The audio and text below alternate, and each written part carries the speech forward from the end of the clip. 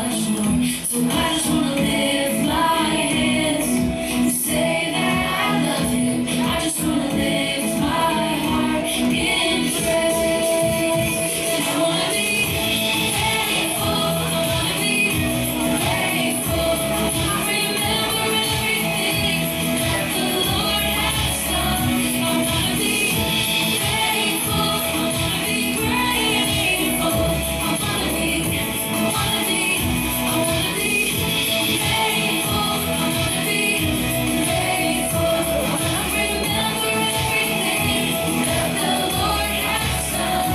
I wanna be thankful. I wanna be grateful. I wanna be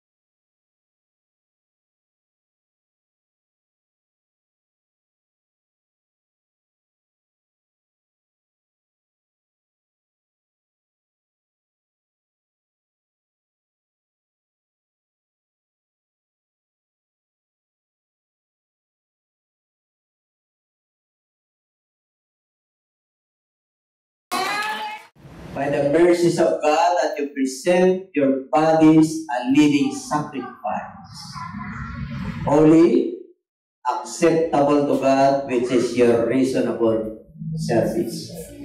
Mga kapatid, pinamamanig ko sa inyo na sa habag ng Diyos na ialay natin ang ating mga sarili bilang buhay na handog, banal, katanggap sa Diyos, sapagkat ito po yung karapatang pagsamba sa Diyos. Pagpalain po tayong lahat at sabihin mo sa iyo katabi, peace be with you, sis. Pagkapo na po.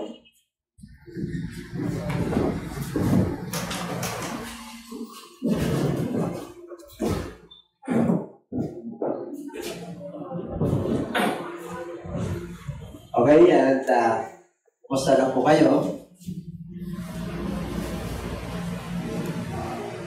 Tingnan ko ngayon inyong mga ngiti ko. Lumalaban pa? Amen? Dapat we must fight. A good fight, not bad fight. Good fight of faith. Tayo po ay magkipagbaka sa mabuting pagkikipagbaka. Dahil po yung pananampalataya na binigay sa atin ng Diyos, yun po ang isa sa mga sangkap kung bakit tayo po ay nagpapatuloy. Amen po? And my preaching this morning is entitled The Living Sacrifice. Living Sacrifice. Ang Diyos po natin ay Diyos ng mga buhay. Hindi siya Diyos ng mga patay.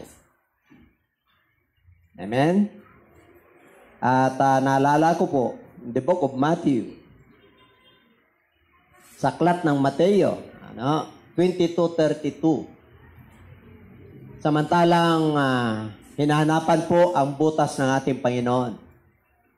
Dahil sila po ay namamangha pag siya po ay nagtuturo.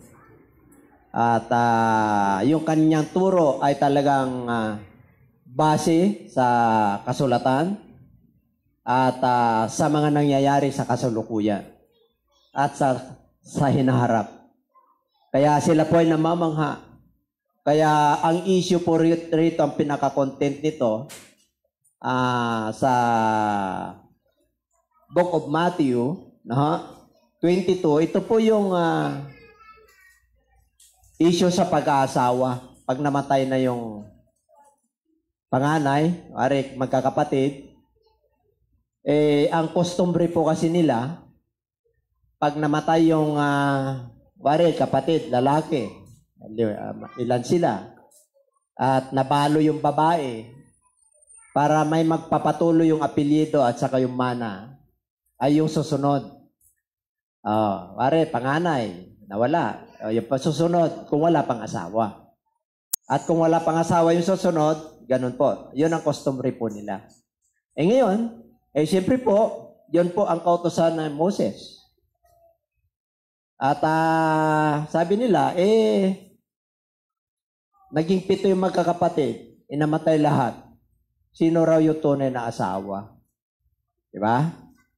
Sabi ng Lord, hindi nyo alam ang kasulatan. Hindi nyo nababasa.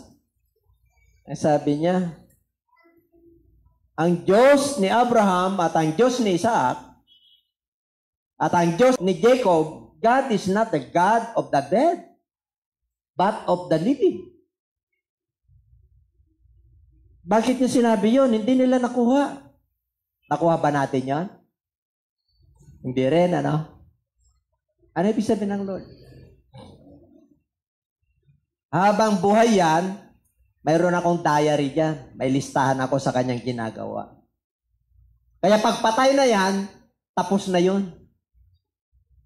Kaya ako yung buhay na Diyos ng mga buhay. Kahit na buhay ng mga Diyos ng mga buhay, kahit na yung mga patay, sila Abraham na, wala na sila Abraham dyan eh. Di ba? Si Jesus Christ yan. Kasi tinanong siya panahon niya, New Testament eh.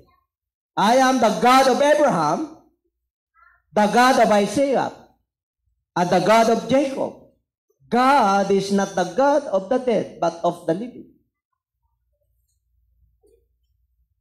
Kaya doon po, ibig sabihin, kahit napatay na sila, kaya niya silang buhayin. Kasi Diyos siya na buhay. And everybody say amen. Kaya niyang i-restore yung pag-iisip nila at saka yung kanilang espiritu. Because God without man is nothing. Tama? Or man without God is nothing. Pag ang tao na walang Diyos, wala siya. But God without man is still God. Tama? Kahit na walang tao at hindi magpupuri sa Diyos ang tao, kaya niya pagpurihin yung mga bato. Kaya wala may pagmamalaki ang tao sa Diyos. Kasi galing lang po tayo sa labok. Binigyan lang tayo ng Diyos ng pagkakataon para mabuhay.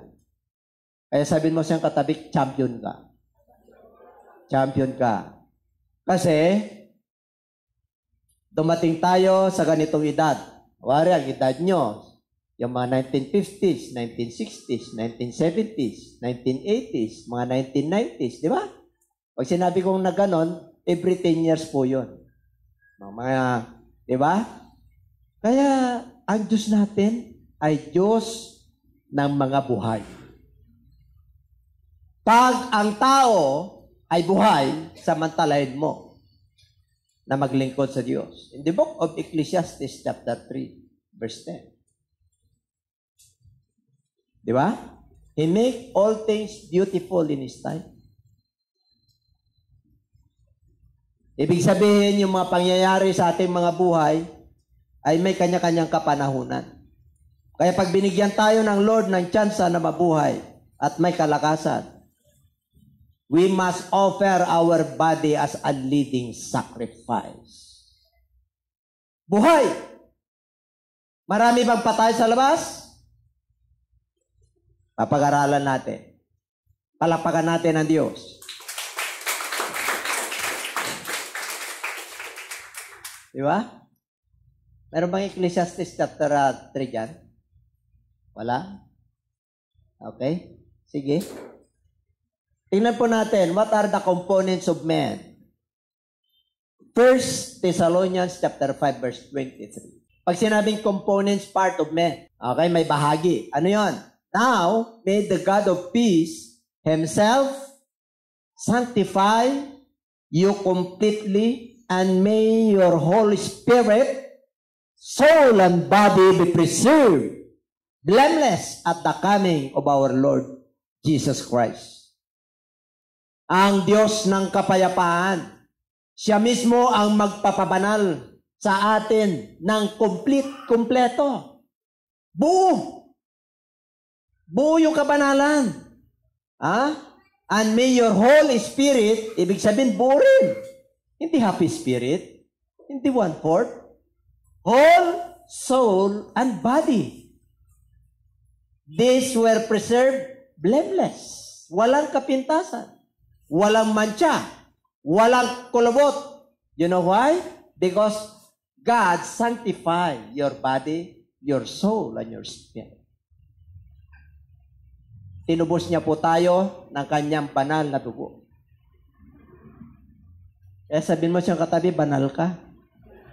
Hindi tayo nagbabanal-banalan dito. That is a process. Yes, our God is holy. So we must be therefore holy. Kung ano tayo, yun tayo. There is no spirit of hypocrisy in the church. Inside the church. Amen? Ayaw ng Lord, ng spirit of hypocrisy. Alam niyo yung spirit of hypocrisy? Ang bait mo sa loob ng church, pero sa labas, nawawala yung kabaitan. Yes, minsan hindi tayo perfect, may makahinaan po tayo. Pero nakikita ng Lord yung puso natin na gusto natin magbago. Amen?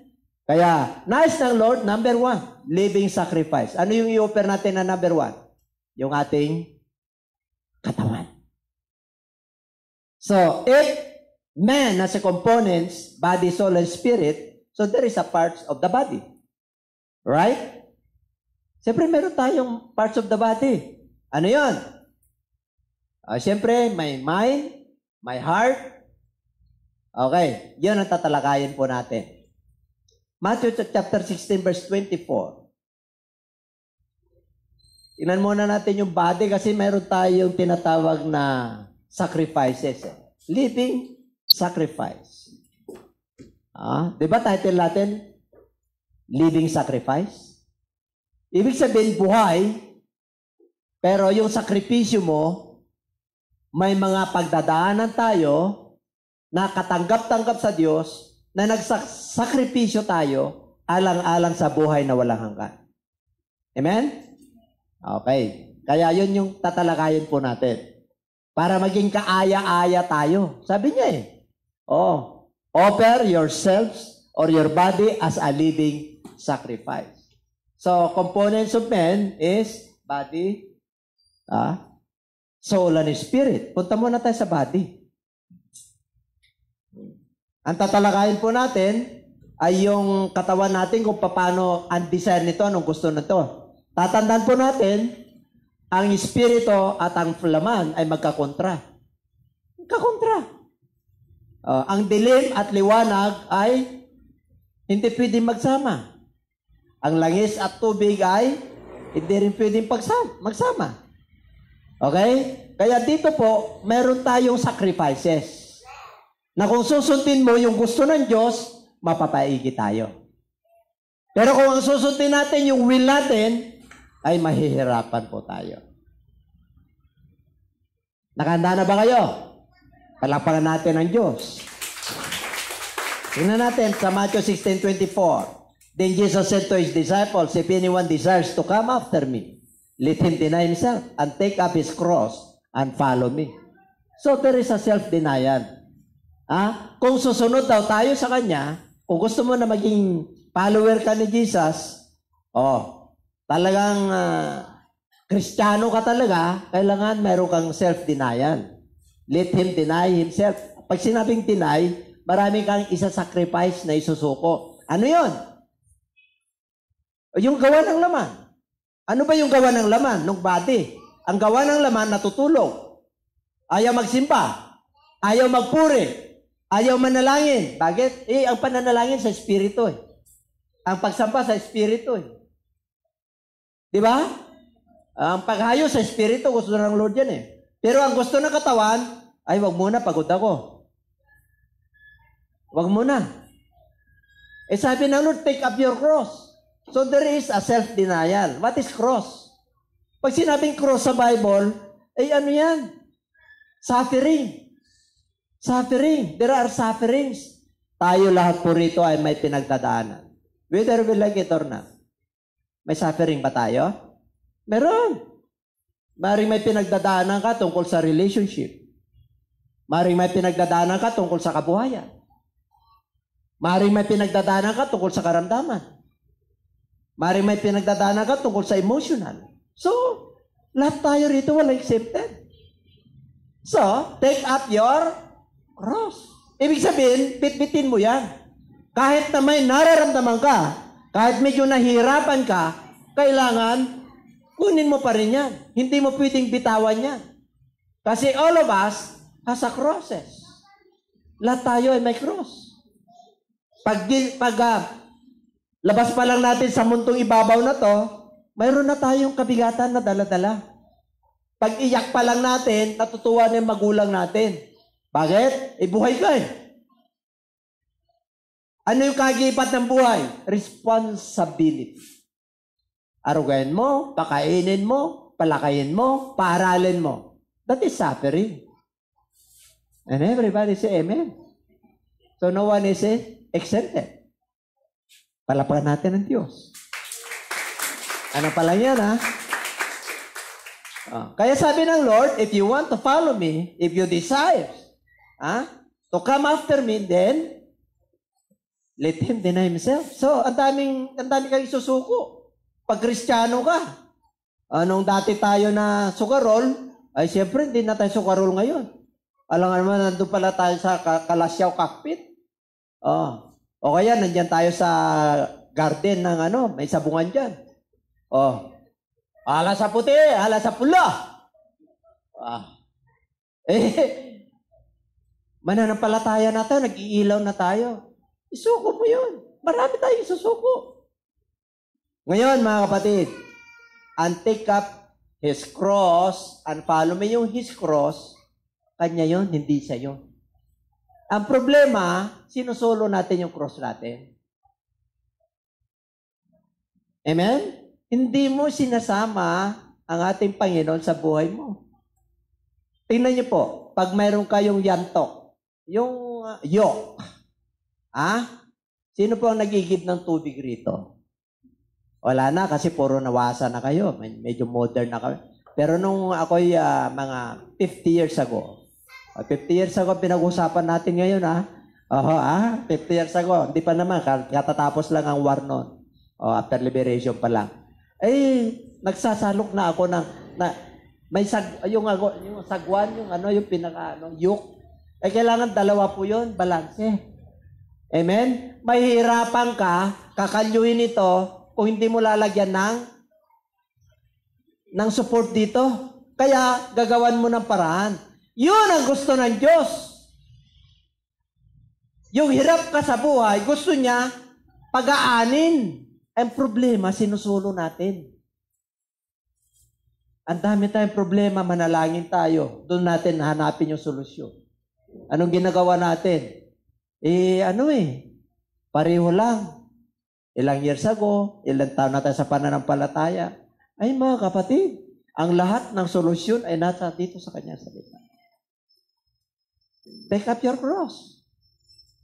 O kaya sabi niya, and take up his cross. O ngayon, magpasuporta ka na sa kanya. And follow. Ibig sabihin, na bigat ka na sa buhay, I have decided to follow Jesus. I have decided to follow Jesus. Di ba? Nakahanda na ba kayo? Number 1 pa lang yan. Body pa lang self-denial. Number 2. Na natin. Lampasan natin muna yung soul, ha? Doon muna tayo sa Romans chapter 12, verse 2. Romans chapter 12, verse 2. Lampasan muna natin yung soul at saka spirit. Okay ka? Para diretso po tayo. Ha? Okay. Yung body, composed of, yan. Sa mind tayo. And do not be conformed to this world, but be transformed by the renewing of your mind, that you may prove what is that good and acceptable and perfect will of God. So, ang isuko natin dyan yung mind natin. Na kanina yung body, maraming gusto yung katawan. Amen? Gusto nito magiging carnal. Ayaw nito ang spiritual. Ayaw nito ang salita ng Diyos. Ayaw nito mag-fasting. Ayaw, di ba? May kakontra po yan. Napag-aralan na po natin yan. Ngayon, yung mind po natin, suko rin natin. We have the mind of Christ. 1 Corinthians. Kaya dito, huwag kang magkipag-ayon sa mundong ito. Sa mundong ito, marami kang sasang-ayunan na magaganda sa mundong ito. Yes, marami. Kaya sabi na, be not be conformed to this world, but be ye transformed by the renewing of your mind. Kailangan magbago na yung pag-iisip natin. You have the mind setting. Nung wala tayo sa Lord, ang mindset natin ay nandito tayo sa mundong ito. Ay dapat palitan na natin ngayon, nasa Lord na tayo. Nasa spiritual world na po tayo. Yes, nandito po tayo sa mundong ito, nakatira tayo sa mundong ito, but we are out of this world. Pag sinabi niyang out of this world, you are now in the spiritual world because the Lord is with you, God is with you, the Spirit of God is with you. Kaya mo na umiwas.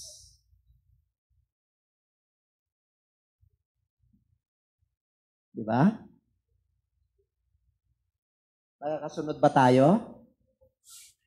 And that you may prove what is that good. Malaman mo kung ano yung mabuti at katanggap-tanggap at kung ano yung kalooban ng Diyos sa'yo. Yung mind mo. Dapat yung mind natin hindi sa mundong ito. Yung mind natin nasa eternity.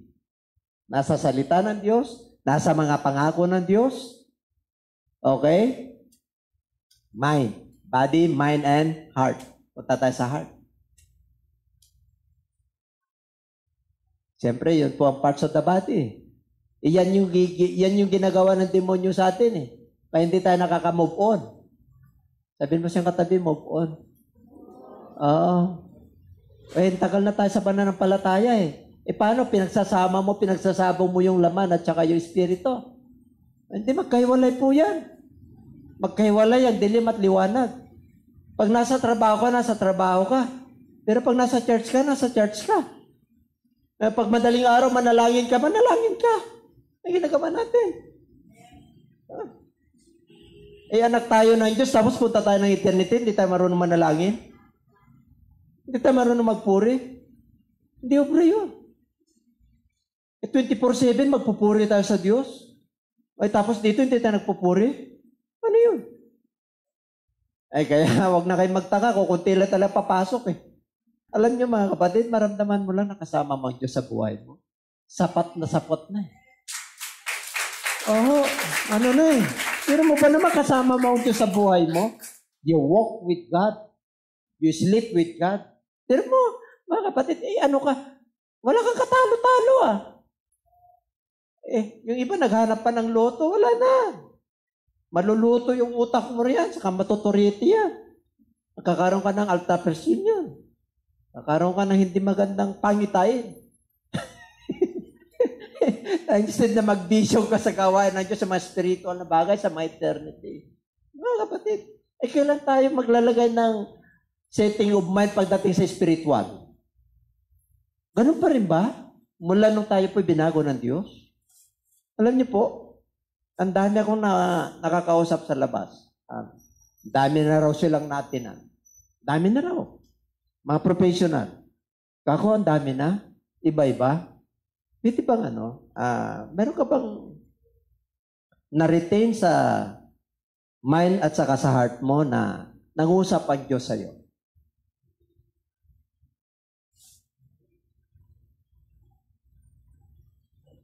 Open daw siya.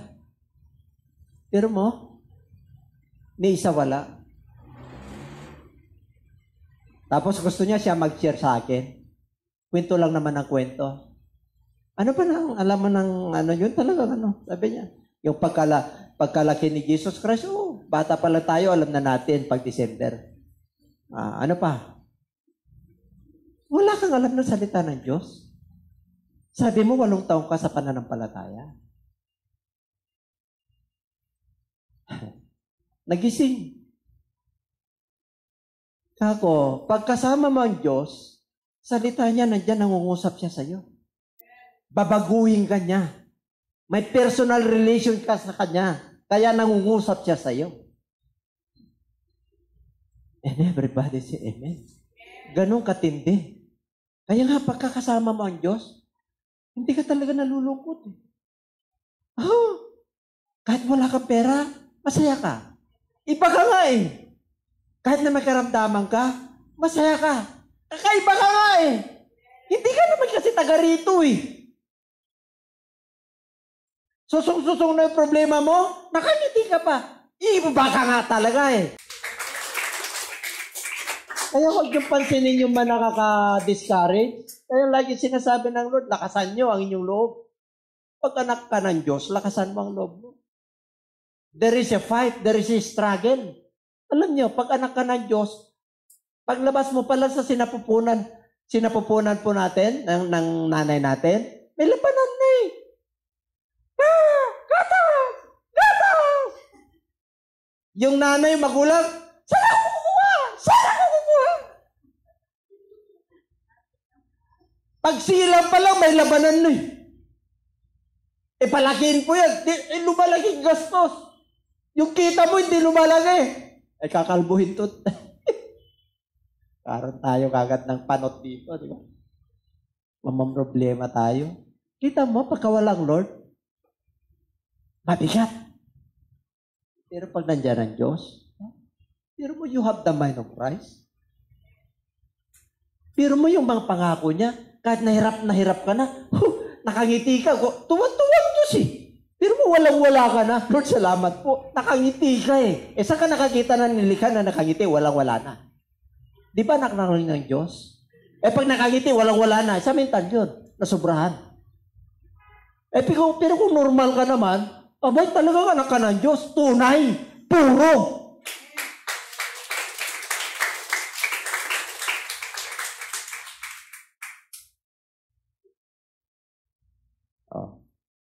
Ano pala yun, mind? Ay, sa heart. Pagdating sa heart, talagang grabe yung heart ko, no? Dami iniibig. Hindi nila ma-identify kung paano pag-ibig. Ito, tatandaan natin. Pag sinabing heart, ay maraming gusto yan. Emotion yan. Ang gaan ng buhay. Sinabi ng Lord yan, sa Matthew 11:28. Lumapit kayong lahat. Kayong bigat na bigat. Gusto kong pagpapahingayin ng inyong mga kaluluwa. Sapagkat matuto kayo sa akin. You learn from me. Bakit ka matututo sa Diyos? Kasi maamo siya eh. For I am meek and lowly in heart. For my yoke is easy and my burden. Ang gaan eh. Kaya, no, Brother Oscar, no? Ang gaan yung buhay natin, Brother Oscar. Diba? Diba, ang gaan ang buhay natin, kata super bigat tayo at marami na tayo nararamdaman, di ba? Pagkakasama bang Lord eh. Lumalaban eh. Di ba? Minsan naghanap tayo ng kagaanan sa buhay, ang bigat-bigat ng kalooban mo, tatawa ka lang pag nalaban mo na bakit walang sapatos ang ilipat. Sapat na. Kaya nagtataka ko yung iba, ayaw magsimba eh. Samantalang kumpleto tayo rito. Amen? Heart. Ayan. Ano ba yung heart na mayroon tayo? Stubborn heart? Yung heart ba na, blessed are those who have pure heart, for they shall see God. Mapalad ang may dalisay na puso, sapagkat makikita nila ang Diyos. Hindi mo makikita ang Diyos na literal. Ibig sabihin, yung presensya ng Diyos, mararamdaman mo. Kasi hindi mo pwedeng makita ang Diyos na literal. Ay, mawawala ka sa mundong ito pag nakita ba ang Diyos? Kaya sabi niya, blessed are those who have pure heart, for they shall see God. Yan yung mga living sacrifices natin na iaalay natin, na isusuko natin yung mga kahinaan natin. May mga kahinaan tayo sa buhay. Ano ba yung kahinaan ng puso mo? Meron. Meron ba yung weakness mo? Meron. There is the strength and weakness of men.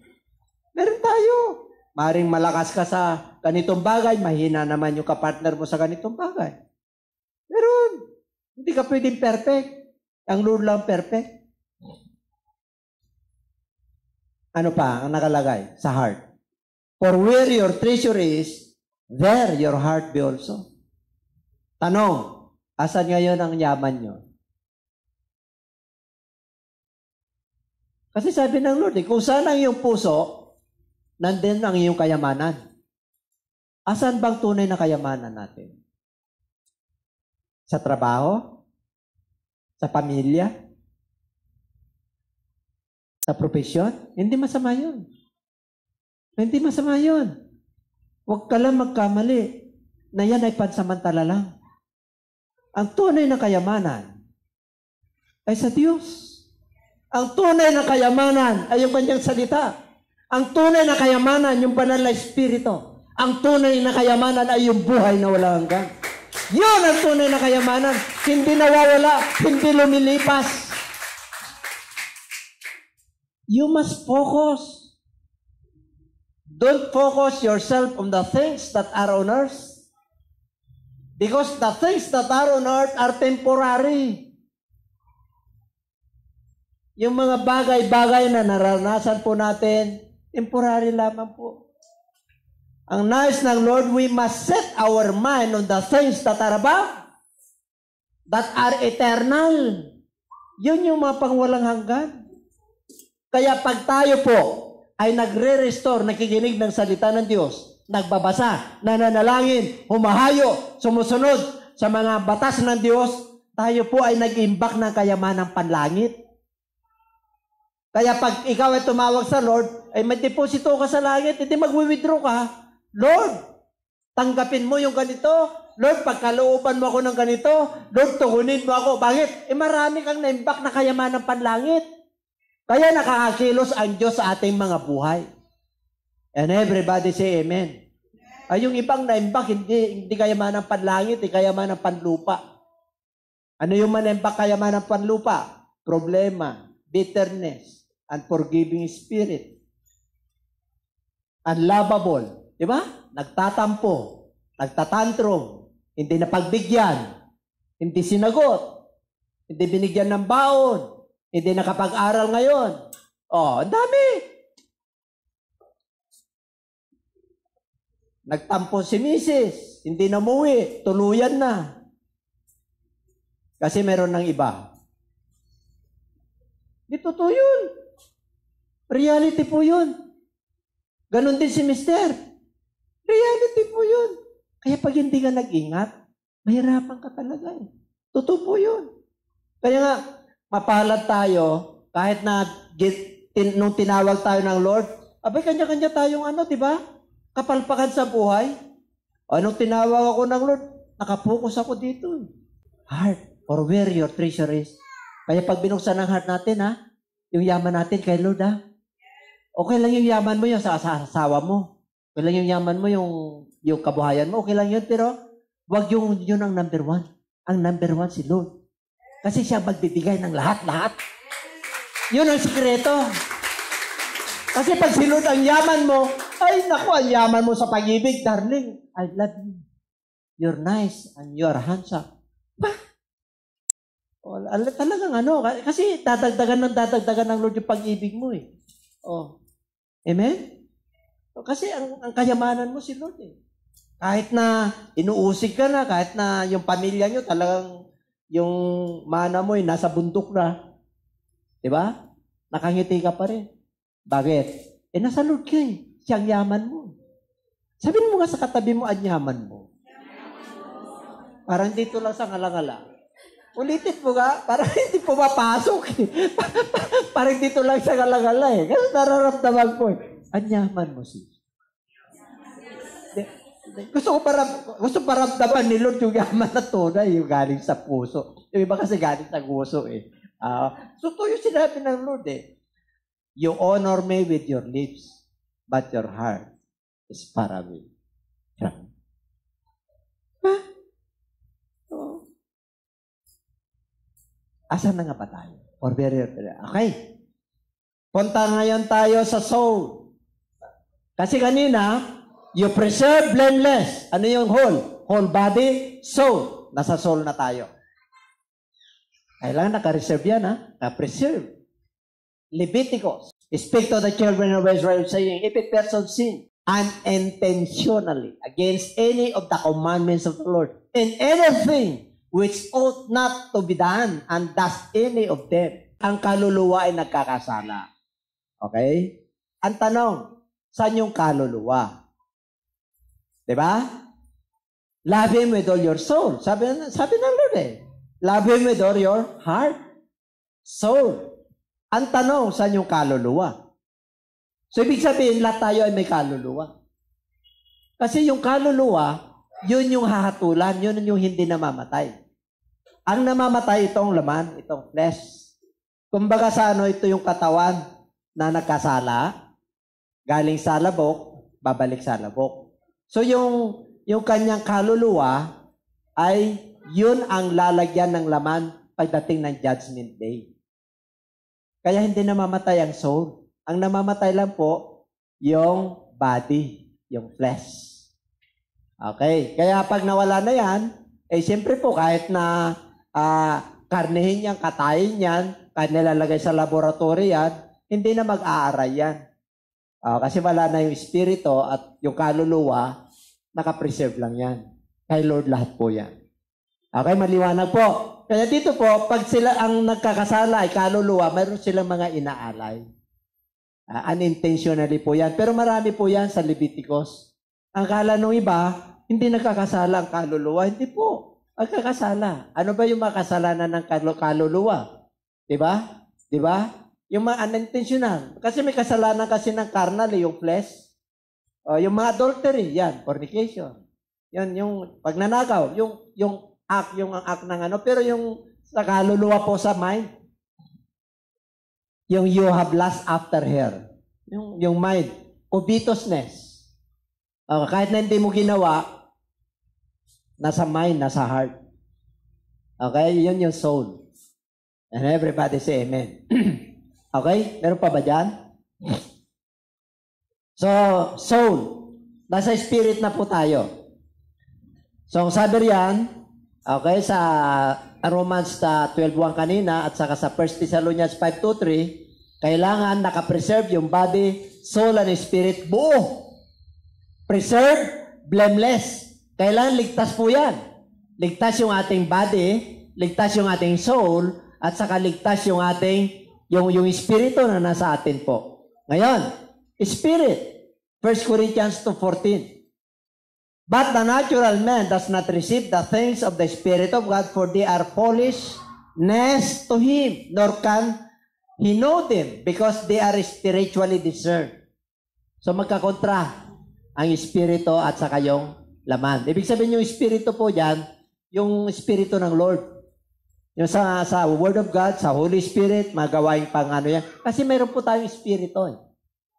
Lahat tayo nung nilikha ng Diyos, ang sabi ng Genesis chapter 2 verse 7, inihipan niya yung kanyang ilong at siya ay nagiging buhay na kaluluwa. Oo, buhay na kaluluwa. So, ibig sabihin, yung Espiritu ng ating Panginoon, yun yung pinag-ihip niya. Kaya lahat po tayo ay by Espiritu ng Diyos. Amen? Kaya nakakadiscern po tayo ng mabuti at masama, kahit na walang nagturo. Ang bata, hindi mo tuturuan niya na gumawa ng masama. Pero bakit gumagawa ng masama? Kasi po, lahat ay nagkasala. And everybody say amen. Kaya kahit na hindi mo turuan niya, magtataka ka. Bakit yung galing niyang magaganda yung tinuro mo sa kanya? Kasi po, lahat ay nagkasala. Nung tayo po naging mananampalataya na, siyempre po, nirenew na yung mind natin. Mayroon na tayong spiritual na relationship. Hindi na tayo natural man. Sabihin mo siya katabi, hindi ka na natural man. Mula nung ikaw na born again, may relationship ka na sa Lord You are now spiritual man. Ang mga wala sa Lord, yun yung natural man, yung nasa labas. Ang kanilang kaluluwa at spirito patay sa harapan ng Lord kasi wala silang relationship sa Lord. Kaya nga mapalad ka, sabihin mo siya katabi, mapalad ka O bakit? You are not a natural man anymore. Kasi naintindihan mo kanyang salita. Nakakasunod ka sa kanya. Hindi ka nahihirapan. Pero mo, mga kapatid, yung iba hirap na hirap sumunod sa Lord Bakit? Natural man Hindi mo naman mapagsama yung flesh at saka spirit. Tayo nga, hirap na hirap Puspos pa tayo ng Holy Spirit, di ba? Hirap na hirap. Pag minsan may mga gustong kunin ng Lord sa buhay natin, na isuko. Alam niyo po, pagka-spiritual mind, yung ano mo, aim high. Di ba sabi ng mga businessman, sabi yung mga nagsiseminar, di ba? Sa mga professional, aim high. O hindi niya sinabi, ano yung aim high? Yung goal mo ay mataas. Wari, gusto mong pumasa sa board exam. Kung goal mo 75, ay wala, bababagsak ka. Pero kung ang goal mo 85, mag-review ka na mag-review. Andiyan pa ba kayo? Kasi gusto mong makapasa. Dapat, pag mananampalataya ka na, Lord, payabungin mo yung aking ano yung mga pagpapala mo, Diyos? Siyempre sabi ng Lord, bubuksan ko ang durungawan ng bintana. Pag binuksan niya ang durungawan ng bintana, hindi na 560 ang nasa isip mo. Anong nasa isip mo? 5,600. Siyempre, ganun po yun Kasi, lumalaki yung anak mo. Alam naman, hindi. Lumalaki yung lahi mo. Tapos, 560 lang yung ano mo. Hindi, umra. Kailangan yung pananampalataya mo, nag-i-increase. Ano ang solusyon pagdating sa pera? Kayo manunod. Tatalakayin ko po ito. Gusto nyo yung umaman? Yes, of course. Lahat po tayo kasama ko ron. Huwag lang natin mahalin ng salapi. Ayaw ng Diyos. Paano? Ibigay mo yung nasa uso sa Diyos. Siya ang nagsabi niyan. Subukan niyo ako. Walang sinabi ng Diyos na subukan mo siya sa pagbibigay lang ng ikapo. Hindi mo pwedeng subukan ng Diyos. Makapangyarihan ng Diyos. Pero pagdating sa ikapo, doon mo susubukan. Ay, mga kapatid, I'll tell you, yung 560, hindi lang 5,600, baka 56,000 pa, baka 5.6 million pa. Gagawin ka pang 560 million. Diyan yung masusubukan ng Diyos. Sabi niya, if I will not open the windows of heaven, that your room shall not enough to receive it. Yung mga matatapat na nagbibigay, I'll tell you. Totoo po yun. Kilala nyo ang Diyos natin. Diba? Kasama yun eh. Kasama yun sa pagpapala ng Diyos. Kasama yun sa... Kasi walang makakapasok sa langit na magnanakaw eh. Amen? Masakit po, lahat na manonood. Walang makakapasok sa langit na magnanakaw. Sinabi ng Lord yan eh. Oh, is there anything too hard from me? Sabi ng Lord. Saan kami pinagnakawan, Panginoon? Sabi niya, sa mga Hudyo yun ha. Saan kami nagnakaw sa iyo? Ano sabi ng Lord? Sa tithes and offering. Hindi lang sa bansang Israel yun. Buong mundo po yun. Kaya kung gusto mong pagpalain, maging matapat ka po dyan. Pag sa Diyos ay sa Diyos, kay Cesar, kay Cesar. Sa Diyos, sa Diyos. Hindi na nangaral si Jesus Christ sa Matthew chapter 23. Nagbibigay kayo ng ikapunyo. Ibig sabihin, mga Hudyo, alam na po nila yun. Mga mananampalataya, hindi natuturuan. Kaya kinakaligtaan nyo yung mga ibang bagay, yung mas greater of the law, yung mabigat. Ano yung mabibigat? Sa kanila natin mapag-usapan yun, hindi natin matapos. But the natural man does not receive the things of the Spirit of God, for they are foolishness to him.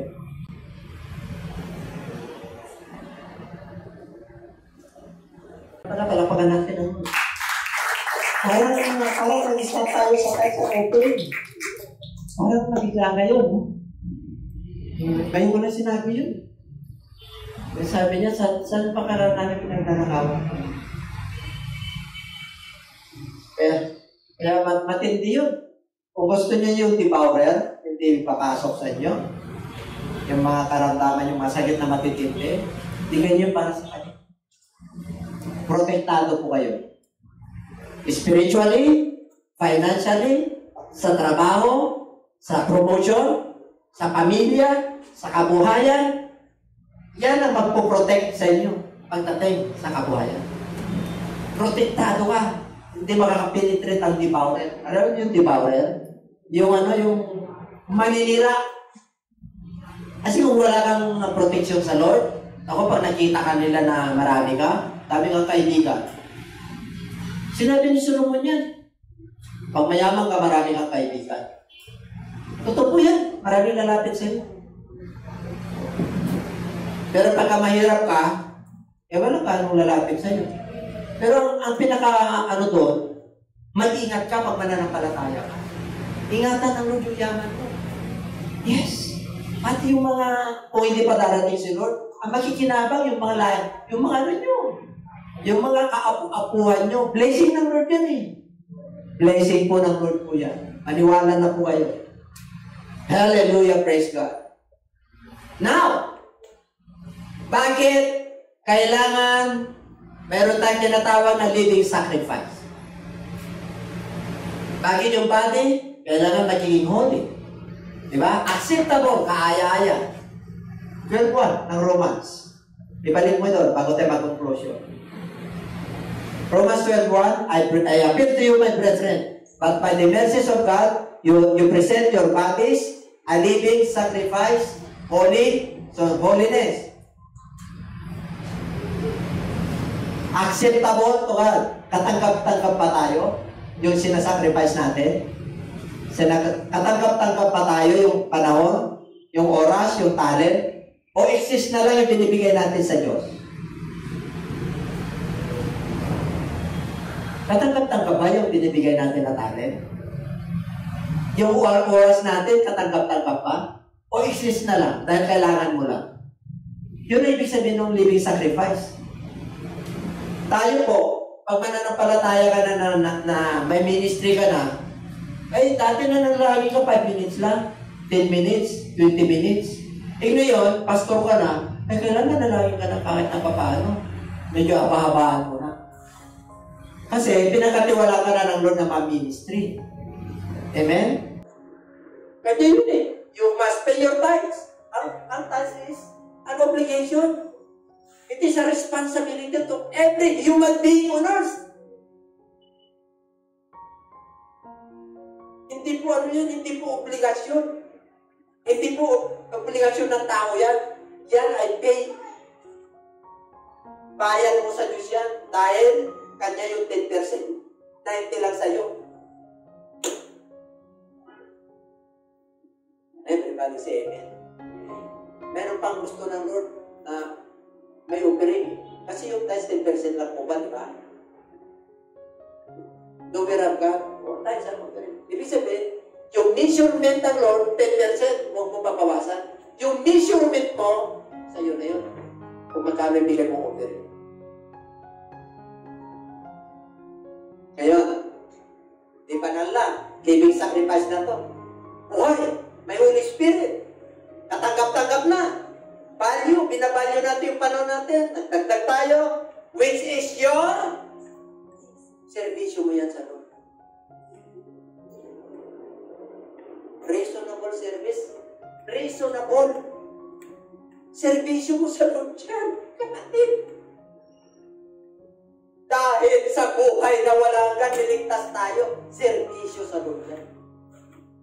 Yung pagpunta natin dito, paglilingkod sa Diyos yan, kanya yan. Yung bawat hininga natin at kalakasan natin, kanya yan. Kaya kung nagbibigay ba tayo ng portion sa Lord, ay magpasalamat na tayo, mag-exist. Ayaw ng Lord. Gusto ng Lord, binabalyo. Bawat tik-tak na minuto ng relo, yung trabaho mo, binabalyo mo, ganun din sa paglilingkod mo, ibabalyo mo. Pagpunta mo sa church, pagplansya mo ng ano mo, Lord, salamat mo. Binabalyo yan, ay natutuwa yun. Amen? Pero mo, kadugtong ang pangalan ng Diyos nasa iyo. Ay, asan ka ba? Amen? Wala kang katalo-talo kahit na magiging alauna yan. Hindi mo titignan yung relo mo at sabi mo kung pa na. Kasi nagmamature ka na eh. Hindi mo mature na tayo ng Diyos eh. Wala kayong napuna. Pag-awit pa lang natin dito, yung presensya ng Lord, damang-dama na. Ibig sabihin na lumuhod ng Diyos. Kasi, kailangan yung litin ko lalabas pa. Kaya kayo, magsamba kayo! Lumalabas yung litin ko. Ngayon, hindi na. Pupunta ka lang dito, purihin mo lang yung damdam natin na kasama natin. Kasamantalahin ninyo, kaya sabi niya, conclusion, bakit kailangan i-yoga natin ng living sacrifice? Because that is the greatest commandment of the Lord. Hello Israel, hello believer, hello born again. The Lord our God, the Lord is one. Kilala na natin yung Diyos natin. Love Him with all your heart, with all your soul, with all your strength, with all your mind.